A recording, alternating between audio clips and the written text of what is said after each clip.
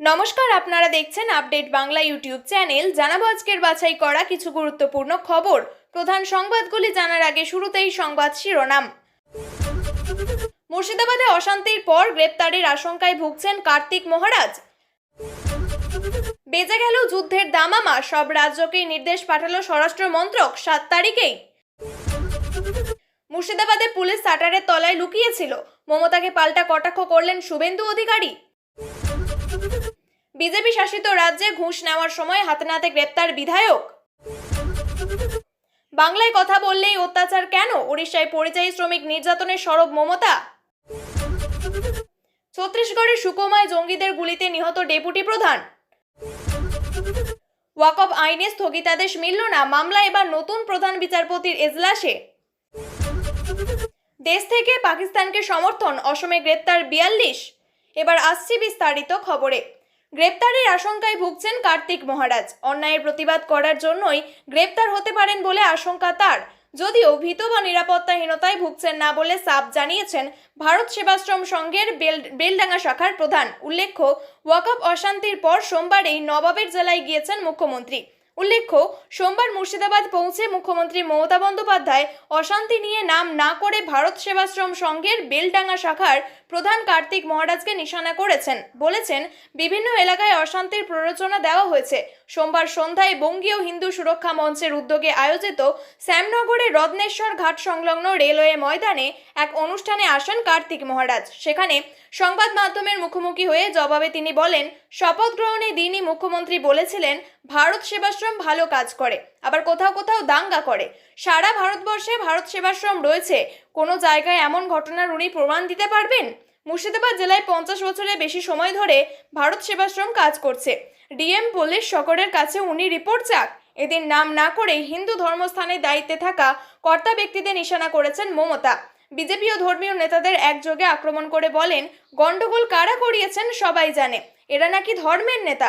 মুর্শিদাবাদে কি হয়েছিল আমার কাছে প্রমাণ রয়েছে, তবে আর কিছু প্রমাণ হাতে আসবে, তারপর সব সকলের সামনে তুলে ধরব। এই প্রসঙ্গে কার্তিক মহারাজের সাফাই, আমরা এত বড় ক্ষমতা যে আমি 48 ঘন্টা বিদ্যুৎ বন্ধ করে রাখবো, আর আমি যদি দাঙ্গা করাই তাহলে মুর্শিদাবাদে কেন, যেখানে হিন্দু অধ্যুষিত এলাকা সেখানে করব। এরপরেই গ্রেপ্তারের আশঙ্কা প্রকাশ করে তার দাবি, উনি আমার কথা বলছেন, উনি তো প্রশাসনের সর্বময় কর্তা, চাইলেই উনি মুহূর্তের মধ্যে আমাকে পুলিশ দিয়ে জেলে ঢুকিয়ে দিতে পারেন, কারণ আমি এর প্রতিবাদ করছি। যেখানেই যাচ্ছি হাজারে হাজারে মানুষ আমার জন্য অপেক্ষা করছেন, তবে এতে আমি ভীত নই, নিরাপত্তাহীনতায়ও ভুগছি না, কারণ আমি একজন সন্ন্যাসী।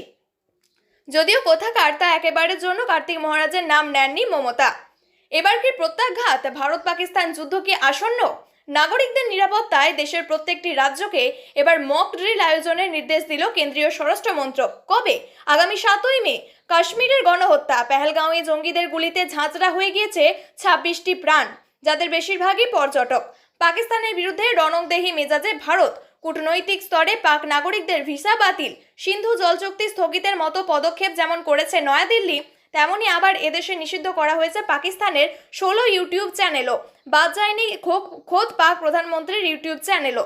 এদিকে চুপ করে বসে নেই পাকিস্তানও। স্রেফ সিমলা চুক্তি বাতিল বা ওয়াঘা সীমান্ত বন্ধ করাই নয়, পাকিস্তানের আকাশের ভারতীয় বিমানের প্রবেশে নিষেধাজ্ঞা জারি করেছে ইসলামাবাদ। ছিন্ন করা হলো বাণিজ্যিক সম্পর্ক, সঙ্গে হুঁশিয়ারি, ভারত যদি সিন্ধু জল চুক্তি প্রবাহের বিঘ্ন ঘটানোর চেষ্টা করে তাহলে এটি যুদ্ধ হিসাবে বিবেচনা করা হবে, সেই হিসাবে জবাব দেওয়া হবে। মুর্শিদাবাদে ঘটে যাওয়া সাম্প্রতিক হিংসার ঘটনাকে কেন্দ্র করে রাজ্য রাজনীতিতে তীব্র বাদানুবাদ চলছে।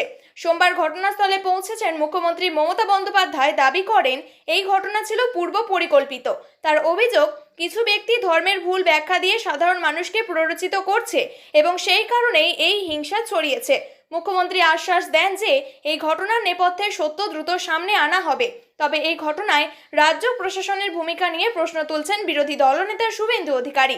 তিনি কটাক্ষ করে বলেন, যখন হিংসা চলছিল তখন পুলিশ কার্যত নিষ্ক্রিয় ছিল।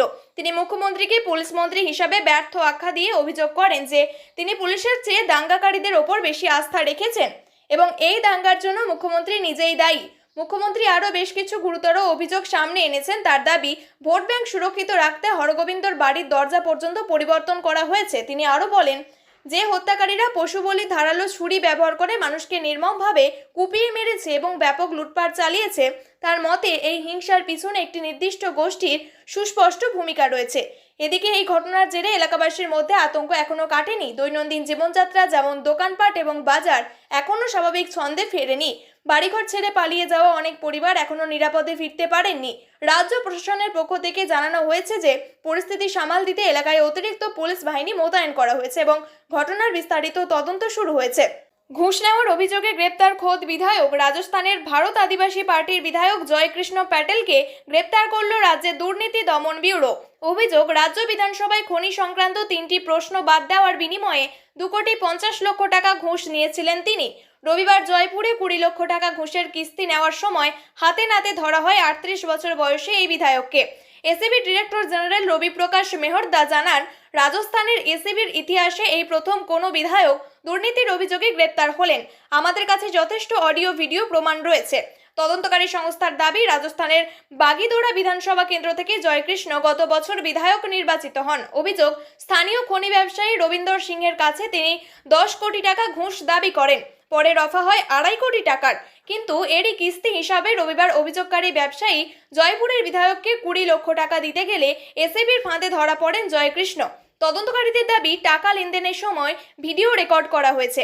ঘটনার পরে বিএপির আহ্বায়ক তথা বাঁশওয়াড়ার সাংসদ রাজকুমার রেওয়াত জানান, এই বিষয়ে এখনই চূড়ান্ত মন্তব্য করব না। এটা বিজেপি সরকারের ষড়যন্ত্রও হতে পারে। দল নিজস্ব তদন্ত করবে। যদি প্রমাণিত হয়, দোষীর বিরুদ্ধে দল ব্যবস্থা নেবে। ভিন রাজ্যে বাংলায় পরিযায়ী শ্রমিকদের উপর অত্যাচার নির্যাতনের অভিযোগে সুর ক্রমশ চড়িয়েছে শাসক দল তৃণমূল। এবার এ নিয়ে কার্যত গর্জে উঠলেন মুখ্যমন্ত্রী মমতা বন্দ্যোপাধ্যায়। সোমবার মুর্শিদাবাদ সফরের প্রথম দিন বহরমপুরে দাঁড়িয়ে মুখ্যমন্ত্রীর স্পষ্ট বক্তব্য, আমার কাছে খবর আছে ওড়িশায় আমাদের রাজ্যের লোকজন কাজ করতে গিয়ে বাংলায় কথা বলেছে বলে তাদের মারা হয়েছে। গত কয়েক মাস ধরেই বাংলায় পরিযায়ী শ্রমিকদের উপর বিভিন্ন রাজ্যে অত্যাচারিত হওয়ার অভিযোগ উঠেছে।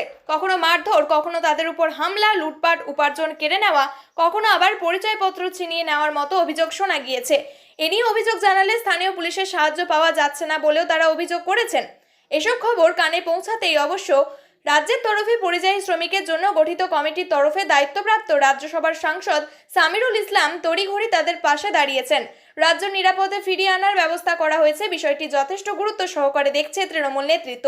বিজেপি শাসিত রাজ্যগুলি বাংলার পরিযায়ী শ্রমিকদের নিরাপত্তা নিয়ে ইতিমধ্যেই অমিত শাহকে চিঠি পাঠিয়ে কেন্দ্রের উপর চাপ তৈরি করেছেন দুই সাংসদ ইউসুফ পাঠান এবং সামিরুল ইসলাম। এবার আসরে খোদ তৃণমূল নেত্রী। এদিন মমতা বলেন, ওড়িশা, বিহার, উত্তরপ্রদেশ, মহারাষ্ট্র, রাজস্থানের মতো বিজেপি শাসিত রাজ্যে বাংলায় কথা বললেই মারধর করা হচ্ছে বাংলার পরিযায়ী শ্রমিকদের।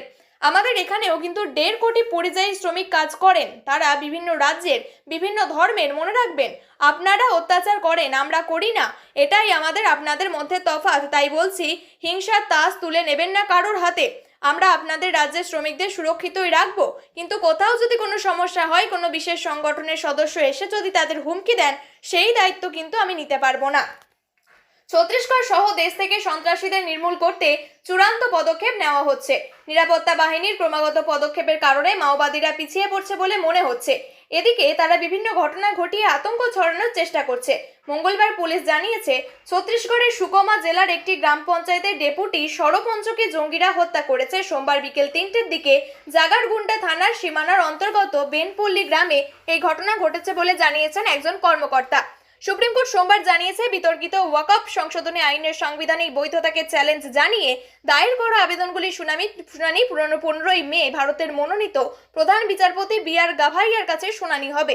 বর্তমান প্রধান বিচারপতি সঞ্জীব খান্না, যিনি 13ই মে অবসর নিতে চলেছেন, বলেছেন যে তিনি এই বিষয়ে রায় বা অন্তর্বর্তী আদেশ সংরক্ষণ করতে চান না, কারণ আইনের কয়েকটি দিক স্পষ্ট করা দরকার। প্রধান বিচারপতি কোনো রায় বা অন্তর্বর্তী নির্দেশ স্থগিত রাখতে চান না। তিনি বলেন, মামলাটি দ্রুত শোনা প্রয়োজন, তবে সেটি যেন তার এজলাসে হবে না। মামলা শোনা হবে বিচারপতি বি.আর. গাভাইয়ের বেঞ্চে। সেই নতুন বেঞ্চে এই একগুচ্ছ মামলার পরবর্তী শুনানি শুরু হবে 15ই মে। তাই ওয়াকফ আইন বাতিলের পক্ষে থাকা আবেদনকারীরা খানিকটা হতাশ। তাদের ফের অপেক্ষা করতে হবে নতুন বিচারপতির গঠিত বেঞ্চের দিকে। সোমবার শুনানি শুরু হওয়ার মাত্র প্রধান বিচারপতি বলেন, তিনি কেন্দ্রীয় সরকারের হলফনামা এবং সেই বিষয়ে আবেদনকারীদের জবাব দেখেছেন, যদিও খুব খুঁটিয়ে তা দেখা সম্ভব হয়নি। এই বিষয়ে সবিস্তারে পর্যবেক্ষণ জরুরি। গত এপ্রিল মাসের 16 এবং 17 তারিখ 2 দফা শুনানির সময় কেন্দ্রীয় সরকারের পক্ষে সলিসিটর জেনারেল তুষার মেহতা জানিয়েছিলেন 5ই মে পরবর্তী শুনানি পর্যন্ত নতুন আইন অনুযায়ী ওয়াকফ সম্পত্তিতে কোনো বদল ঘটানো হবে না। ওয়াকফ কাউন্সিল এবং বোর্ডে কাউকে নতুনভাবে নিয়োগ দেওয়া হবে না। প্রধান বিচারপতি খান্নার বেঞ্চ সেদিন কেন্দ্রকে নির্দেশ দিয়েছিলেন পরবর্তী 7 দিনের মধ্যে হলফনামা পেশ করতে। সেই হলফনামার জবাব দিতে আবেদনকারীদের সময় দেওয়া হয়েছিল 5ই মে। সুপ্রিম কোর্টে কেন্দ্র তার 1332 পাতার সেই হলফনামা জমা দিয়ে জানিয়েছে এই আইনের উপর সম্পূর্ণ স্থগিতাদেশ থাকতে পারে না। আইনটি সংবিধানে প্রদত্ত মৌলিক অধিকারের পরিপন্থী নয় বলেও দাবি করা হয়েছে।